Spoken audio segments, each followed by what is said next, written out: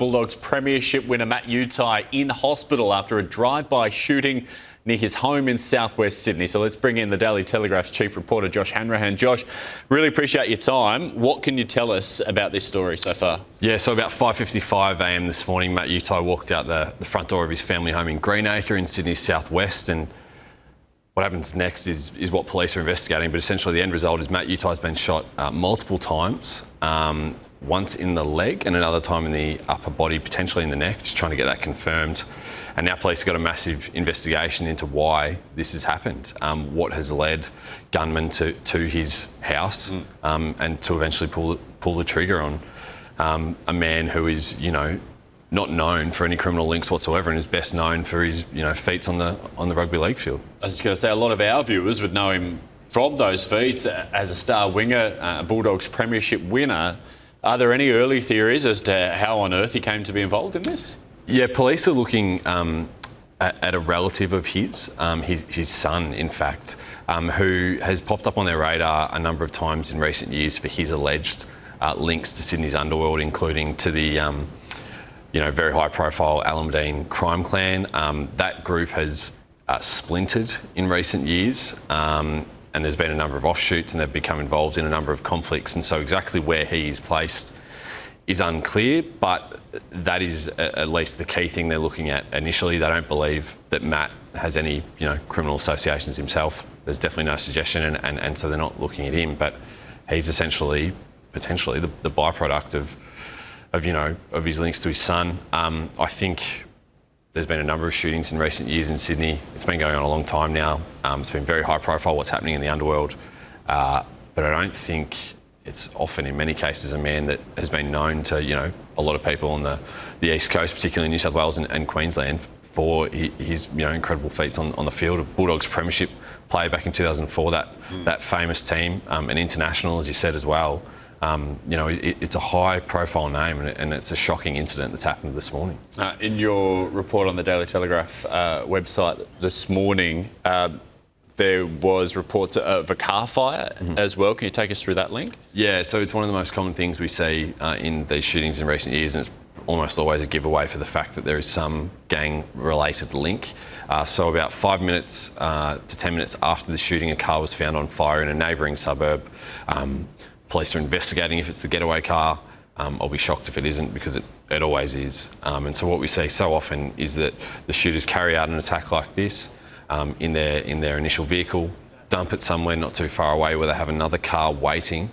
They set the first car on fire in an effort to get rid of any forensic and DNA evidence, jump in the second car, and off they go. We've seen up to 4 or 5 cars set on fire as they go throughout the city.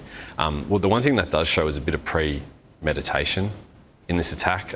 Police are looking at whether there was another shooting at this same home, Matt Utai's home, in recent months. So yeah, that is concerning, I've got to say. Is there any classification from authorities at the moment on Utai's condition? He was given what they call a green light corridor to hospital, which essentially means they shut up every road and get him there as quickly as they can. That's not a good sign. He's in a critical condition. At the last report I had was that, he was still in that critical condition.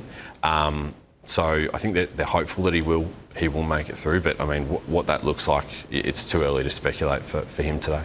Josh, still early days. Really appreciate you coming on this morning. No, anytime. Police from the Bankstown Command, along with other emergency services, were called to a house in Macquarie Street at Greenacre. Upon arrival at that location, police located a 44-year-old male who had suffered a number of gunshot wounds. The information I have received at the moment is that he suffered a gunshot wound to his lower leg and to the upper shoulder chest area.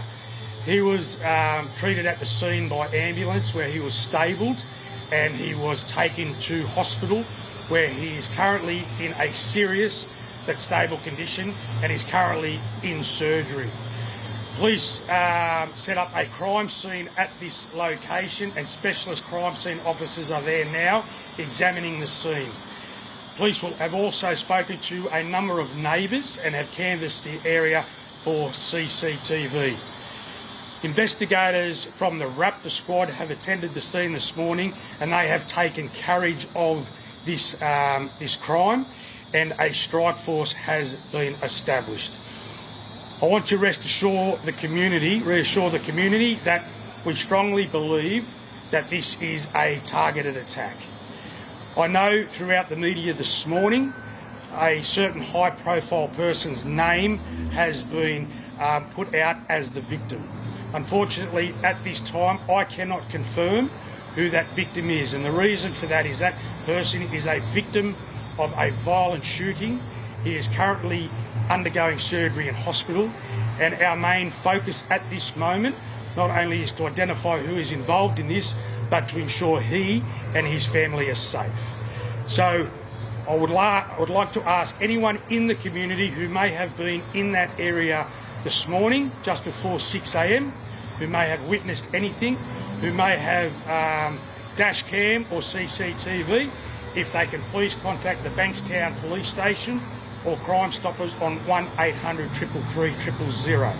Further information that we identified at the scene is that we believe that it was two males, a gunman and a driver of a white, possibly an SUV, that after the shooting left the scene, and a vehicle very shortly after this crime was committed was located in a street in Wiley Park, and it had been set alight.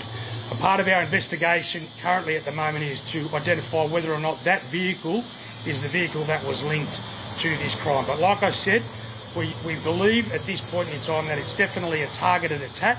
There is no ongoing threat to the community, but I ask again, we need help from the community. If anybody has seen anything, anybody has any footage, if they can please make contact with police. Thank you.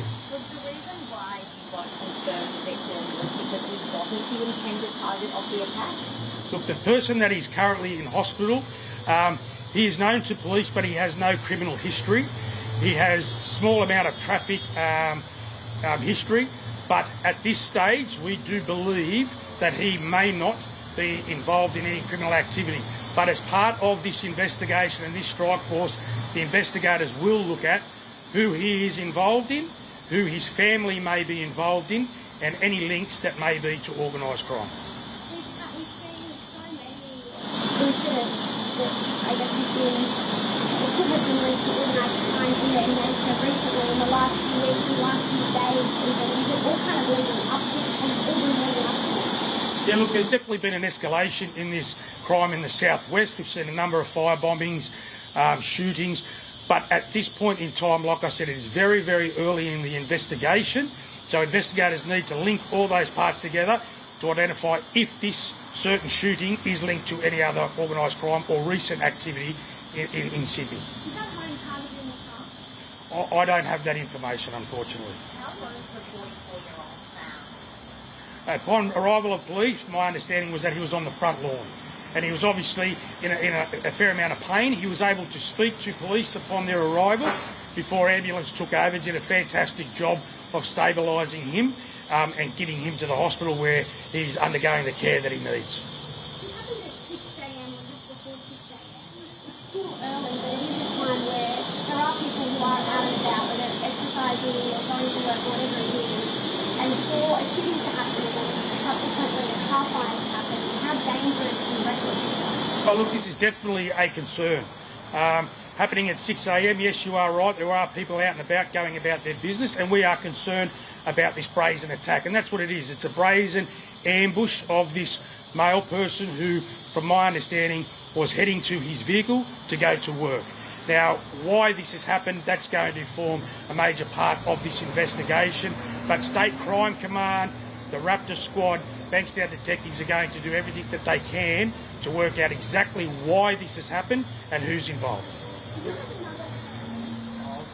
seen the shooting of John Versace about a year ago. We've seen the kidnapping of an 85-year-old man this week, and now the shooting of this individual. What does it say about the nature of the underworld right now in Sydney, that these seemingly innocent people are getting so brutally attacked? Yeah, look, it's reckless. It's concerning. But we do know that they are, the majority of these are linked to underworld, to organised crime. But it is concerning when innocent people are being injured.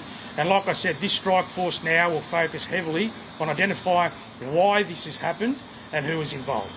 How many people are inside occupying a house? Yeah, look, at this point in time, I believe that the gentleman who has been injured lives at home there with his wife and a number of children. I don't know the age of those children, but I do believe that at the time of the shooting, there were other family members within the house. And was it a wrong place, wrong time situation, as you mentioned? He was just heading to this party, go to work. Look, like I said, we believe this was definitely targeted.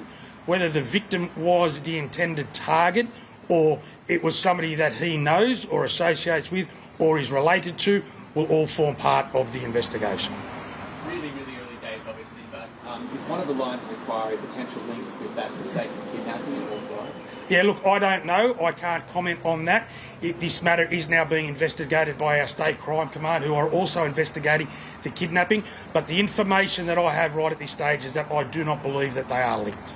The victim, you said, was conscious when police arrived. Was he able to provide any useful information for the investigators? Yes, he spoke to the police on scene. He described what had occurred, but I'm just not at the point at this time to outline exactly what was said, but that'll definitely form part of this investigation. Thank you. Sir.